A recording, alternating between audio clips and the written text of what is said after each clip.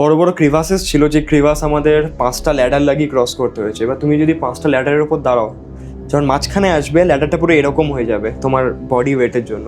আর তুমি যখন নিচে দেখবে, তুমি দেখতে পাচ্ছ নিচে কিছু নেই, খাদ। তুমি যদি পড়ো তাহলে ইতিহাস। And the scary but interesting part of this journey, 5 ladder crossing.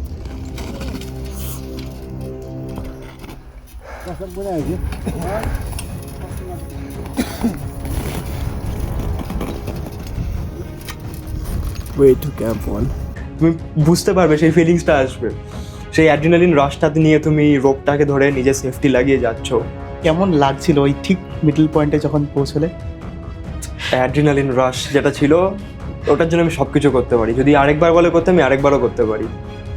নিজেকে ভয় পাওয়ানো একটা আর্ট। নিজেকে ভয়ে যদি না পাও, তুমি যদি নিজেকে চরম প্রেশারে না রাখো, আমি মনে করি তুমি এগোতে পারবে না। যদি তোমার লাইফ কমফোর্টেবল হয়ে যায়, তাহলে তুমি এক জায়গাতেই আটকে আছো।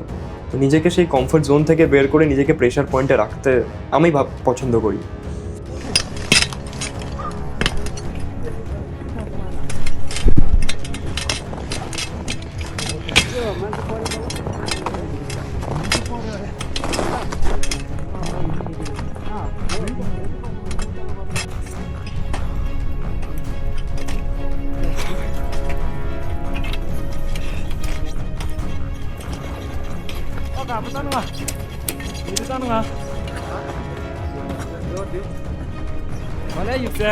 मजा आ रहा है भाई।